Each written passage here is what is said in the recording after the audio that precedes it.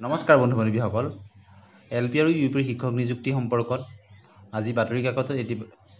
বাতৰি প্ৰকাশ পাইছে বিশেষত যি এলপি ইউপিৰ ফিজিকেল ডকুমেণ্ট ভেৰিফিকেশ্যন চলি আছে সেই সম্পৰ্কতে আজিৰ এই বাতৰিটো প্ৰকাশ পাইছে আপোনালোকে নিশ্চয় স্ক্ৰীনত দেখিছে যে শিক্ষক নিযুক্তিত ভুৱা প্ৰমাণপত্ৰৰ পয়োভৰ এনেদৰে বাতৰিটো কৰিছে আপোনালোকে নিশ্চয় জানে যে বৰ্তমান সময়ত যি এলপি আৰু ইউপিৰ ডকুমেণ্ট ভেৰিফিকেশ্যন চলি আছে এক্সট্ৰা কাৰিকুলাৰ এক্টিভিটি যিসকলৰ এনচিচি আছে যিসকলৰ স্পৰ্টছ আছে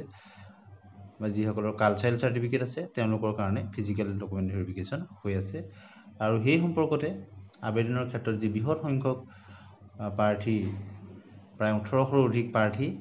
ওলাইছে সেই সম্পৰ্কতে আজি বাতৰিটো কৰিছে আমি প্ৰতিটো লাইন পঢ়ি নিদিওঁ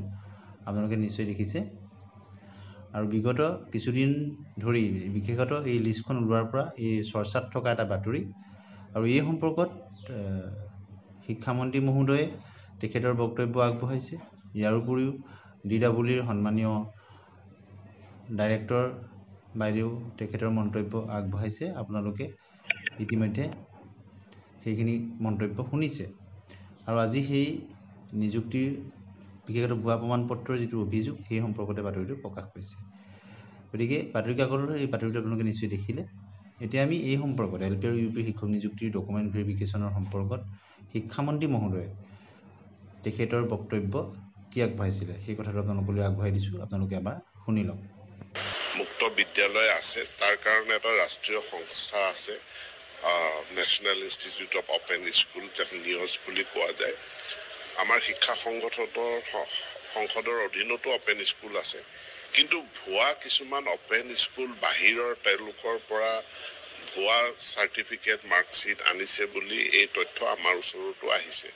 গতিকে আমি আমাৰ নিযুক্তি প্ৰক্ৰিয়াসমূহত এই ডকুমেণ্টবিলাক আমি তন্নকৈ চাম আৰু যিসকলে এনেকুৱা চক্ৰ এনেকুৱা চাৰ্টিফিকেট বিক্ৰী কৰা কাৰ্য চলাই আছে আমি পুলিচকো অৱগত কৰিছোঁ পুলিচেও কাৰ্যকৰী ব্যৱস্থা গ্ৰহণ কৰিব আৰু যিখন আচলতে সাৰদা দেৱী স্কুল বুলি যিখন চতুষ্পতি স্কুল বুলি কাৰ্যালয়ত আছে কিন্তু আমি তাতে তদন্ত কৰিছিলোঁ কিন্তু তাত কিন্তু স্কুল নাই সাৰদা দেৱী স্কুল আছে নিশ্চিতভাৱে এইটো মই আৰক্ষীক অৱগত কৰিম আৰক্ষীয়ে ব্যৱস্থা ল'ব এই নেক্সাছটো বিষয়টো কি শিক্ষা বিভাগত মই আগতেও নকল BEd ধৰা পৰিছে নকল DLEd ধৰা পৰিছে আৰু এতিয়াও আমাৰ নিযুক্তি প্ৰক্ৰিয়াত আমি যিখিনি তন্নকৈ চাম গতিকে ভুৱা ডিগ্ৰী ডিপ্ল'মাৰ বিৰুদ্ধে আমি কাৰ্যকৰী ব্যৱস্থা গ্ৰহণ কৰিমেই প্ৰক্ৰিয়া দীঘলীয়া হ'ব পাৰে বেক ইন ভেৰিফিকেশ্যন হ'ব দৰকাৰ হ'লে য'ত পৰা চাৰ্টিফিকেট আনিছে তালৈকো আমি গৈ পাম দিল্লী অপেন স্কুলৰ যি নেক্সাছ আছে এই গোটেই শিক্ষা বিভাগৰ ইয়াত আপোনাৰ বিভাগটো বা লোকৰ লগত কিবা সম্পৰ্ক থাকিব পাৰে নেকি নাই মই সেইটো এতিয়া আগতীয়াকৈ কৈ দিব নোৱাৰোঁ কিন্তু যিসকলে ভুৱা বা ফেক চাৰ্টিফিকেটৰ ব্যৱসায় কৰিছে তেওঁলোকৰ বিৰুদ্ধে চৰকাৰে কঠোৰতম ব্যৱস্থা গ্ৰহণ কৰিব হয় আপোনালোকে নিশ্চয় শিক্ষামন্ত্ৰী মহোদয়ৰ বক্তব্য শুনিলে তেখেতে স্পষ্টভাৱে কৈছে যে আগতেও ভুৱা DLEd ডিগ্ৰীধাৰী ভুৱা BEd ডিগ্ৰীধাৰী প্ৰাৰ্থী ধৰা পৰিছে আৰু বৰ্তমান সময়তো যি বিভিন্ন ধৰণৰ ভুৱা ডিগ্ৰী ডিপ্ল'মাৰ অভিযোগ আহিছে সেই সম্পৰ্কত তেখেতে কৈছে যে কিছুদিন হয়তো দেৰি হ'ব পাৰে কিন্তু তেখেত বেক ইন ভেৰিফিকেশ্যনৰ কথা কৈছে অৰ্থাৎ ডকুমেণ্টবিলাক য'ৰ পৰা আনিছে সেই অনুষ্ঠানলৈ ঘূৰাই পঠিয়াই বেক অফিচ ভেৰিফিকেশ্যন বুলি যাক কোৱা হয় তেনেকুৱা ধৰণৰ ব্যৱস্থাও কৰিব বুলি তেখেতে কৈছে লাগিলে প্ৰক্ৰিয়াটো কিছু দেৰি হওক যাতে যোগ্য প্ৰাৰ্থীজনে পায় যি পাবলগীয়া প্ৰাৰ্থীজনে পায় গতিকে শিক্ষা বিভাগে এই ক্ষেত্ৰত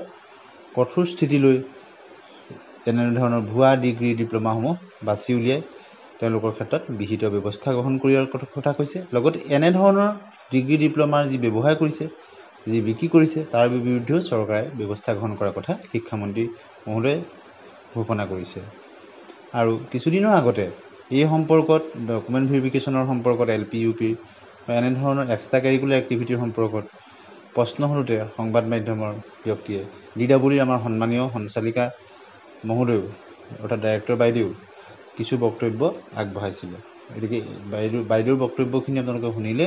কিছু কথা আপোনালোকৰ স্পষ্ট হৈ পৰিব আহকচোন DWৰ সঞ্চালিকা বাইদেৱে কি মন্তব্য আগবঢ়াইছিলে আপোনালোকে এবাৰ শুনি লওক আমাৰ অনাৰেবল CM ছাৰে এনাউন্সমেণ্ট কৰিছিলে যে এইখিনি তেওঁলোকক এপইণ্টমেণ্ট দিয়া হ'ব 10 মে 2025 আৰু সেইবাবে আমি আজিৰ পৰাই প্ৰক্ৰিয়াটো আৰম্ভ কৰিছোঁ জল্পনা কল্পনাৰ অৱসান ঘটাই অৱশেষত শুকুৰবাৰৰ পৰা প্ৰাথমিক পৰ্যায়ৰ শিক্ষকৰ 5,550টা নিয়মীয়া পদৰ বাবে আৰম্ভ হ'ল নথি পৰীক্ষণ প্ৰক্ৰিয়া 2023 চনৰ ডিচেম্বৰত পৃথকে পৃথকে জাৰি কৰা বিজ্ঞাপন অনুসৰিয়েই আৰম্ভ হৈছে এই প্ৰক্ৰিয়া আৰু ইয়াৰ বাবেই প্ৰাথমিক শিক্ষা সঞ্চালকালয়ত চাকৰি প্ৰত্যাশী আৰু অভিভাৱকৰ এই ভিৰ কেৱল 5,550টা পদতেই নহয় 2025 চনৰ 31 মাৰ্চৰ ভিতৰত অৱসৰ গ্ৰহণ কৰিবলগীয়া শিক্ষকৰ প্ৰায় 4,500 নিয়মীয়া পদৰ বাবেও শীঘ্ৰেই প্ৰকাশ পাব নতুন বিজ্ঞাপন যি বিজ্ঞাপনৰ আধাৰত সংশ্লিষ্ট পদত নিযুক্তিৰ বাবেও সমান্তৰালভাৱে নিযুক্তিৰ প্ৰক্ৰিয়া চলিব বুলি উল্লেখ কৰে প্ৰাথমিক শিক্ষা সঞ্চালক সুৰঞ্জনা সেনাপতিয়ে অলৰেডি ডাইৰেকশ্যন আহিছে যে ইয়াৰ নেক্সট যিখিনি 2025ৰ 30 মাৰ্চৰ ভিতৰত যিখিনি ভেকেঞ্চি আৰু ওলাব সেইখিনিও আকৌ এডভাৰটাইজমেণ্টৰ ৰিক্ৰুইটমেণ্টৰ প্ৰচেছটো আৰম্ভ কৰা হ'ব অৱশ্যে এই নিযুক্তি প্ৰক্ৰিয়াত নচলিব নম্বৰৰ কাৰচাজি বহিৰাজ্যৰ পৰা বিভিন্ন পন্থাৰে নম্বৰ বৃদ্ধি কৰা সকলেও নাপাব বিশেষ সুবিধা বহিৰাজ্যৰ নম্বৰ কেন্দ্ৰিক বিতৰ্কৰ অৱসান ঘটোৱাৰ বাবে প্ৰথমবাৰৰ বাবে বাছনি প্ৰক্ৰিয়াৰ নম্বৰ কেন্দ্ৰিক পদ্ধতি সলনিৰ সিদ্ধান্ত ৰাজ্য চৰকাৰৰ মাৰ্কিং পেটাৰ্ণ আমাৰ এলপিৰ ক্ষেত্ৰত লোৱা হৈছে যে হাই ছেকেণ্ডেৰীৰ পৰা যিহেতু আমি কোৱালিফিকেশ্যনটো লোৱা হয় যিমানে মাৰ্কছ স্ক'ৰ নকৰক মানে 100ৰ ভিতৰত তেওঁলোকৰ 5% মাৰ্ক লোৱা হ'ব ডিএলএডতো 5% লোৱা হ'ব আমাৰ টেট কোৱালিফাইড টিচাৰখিনিৰ কাৰণে আমি ল'বলৈ কাৰণে আমি সেইটো মাৰ্কিং পেটাৰ্ণটো 85% ধৰা হৈছে কেৱল নিম্ন প্ৰাথমিকৰ ক্ষেত্ৰতেই নহয় উচ্চ প্ৰাথমিক পৰ্যায়ৰ শিক্ষকৰ বাছনি প্ৰক্ৰিয়াটো প্ৰযোজ্য হ'ব অনুৰূপ নীতি আপাৰ প্ৰাইমেৰীৰ কাৰণে হৈছে হাই ছেকেণ্ডেৰী তেওঁলোকৰ 5 মাৰ্কছ মেক্সিমাম পাৰ্চেণ্টেজটো ধৰা হৈছে গ্ৰেজুৱেশ্যনৰ পৰাও তেওঁলোকৰ 5% আহিব আৰু ডিএলএডৰো যিটো আমি কোৱা হৈছিল ডিএলএড বা বিএড তেওঁলোকৰ বাহিৰৰ জিলাৰ পৰা হ'লে সেইটো 5% ধৰা হ'ব কোৱালিফিকেশ্যনটো 80% মাৰ্কছ তেওঁলোকৰ ধৰা হ'ব ক্ৰীড়া সংস্কৃতি তথা এনচিচিৰ বাবে সংৰক্ষিত পদৰ বাবেও নিৰ্দিষ্ট প্ৰক্ৰিয়াৰে ধাৰ্য কৰা হৈছে নম্বৰ কিন্তু ইয়াৰ বাবে প্ৰাৰ্থীসকলে দাখিল কৰিব লাগিব প্ৰয়োজনীয় প্ৰমাণপত্ৰ চি চাৰ্টিফিকেট হয় মেক্সিমাম মাৰ্কছ এনচিচিৰ কাৰণে ধৰা হৈছে 5 মাৰ্কছ গতিকে যদি এজন চি চাৰ্টিফিকেট হোল্ডাৰ তেওঁ যদি ডকুমেণ্ট ছাবমিট কৰিব পাৰে জেনুইন বুলি পোৱা হয় তেওঁ মেক্সিমাম মাৰ্কছ পাব 5 মাৰ্ক আৰু যদি বি চাৰ্টিফিকেট হয় তেতিয়াহ'লে 3 মাৰ্ক তেওঁলোকক দিব পৰা যাব আৰু এই প্ৰমাণপত্ৰসমূহ নিৰীক্ষণ কৰিব ৰাজ্য চৰকাৰে সুকীয়াকৈ গঠন কৰা 3জনীয়া কমিটিয়ে সংশ্লিষ্ট প্ৰমাণপত্ৰসমূহ বাধ্যতামূলক হ'ব লাগিব ৰাষ্ট্ৰীয় পৰ্যায়ৰ প্ৰমাণপত্ৰ কেন্দ্ৰিক চৰ্চাৰ মাজতে এই কথাও স্পষ্ট কৰে সঞ্চালক সুৰঞ্জনা সেনাপতিয়ে স্পৰ্টছ আৰু কালচাৰেল চাৰ্টিফিকেটছবিলাক এক্সামিন কৰিবলৈ কাৰণে গভৰ্ণমেণ্টে এটা কমিটি গঠন কৰি পেলাই দিছে সেই কমিটি মেম্বাৰ কেইজনেহে এই চাৰ্টিফিকেটছবিলাক কেণ্ডিডেটৰ তেওঁলোকে এক্সামিন কৰে এজন কেণ্ডিডেট যিকোনো চাৰ্টিফিকেট দিলেও নহ'ব কালচাৰেল বা স্পৰ্টছৰ অৰ্থাৎ সেই কেণ্ডিডেটজনে তেওঁ নিজৰ ষ্টেট ৰিপ্ৰেজেণ্ট কৰিব লাগিব মানে নেশ্যনেল লেভেলত আৰু সেই ধৰণৰ চাৰ্টিফিকেট পাব লাগিব তেতিয়াহে তেওঁলোকক কনচিডাৰেশ্যনত অনা হয় আপোনালোকে নিশ্চয় শিক্ষামন্ত্ৰী মহোদয় আৰু সন্মানীয় শিক্ষা সঞ্চালক মহোদয়াৰ সকলোখিনি কথা শুনিলে আপোনালোকৰ মনত সৃষ্টি হোৱা যি কনফিউজন বা যি সন্দেহ আছিলে সকলোখিনি দূৰ হৈছে বুলি আশা কৰিছোঁ আজিলৈ আহোঁ ধন্যবাদ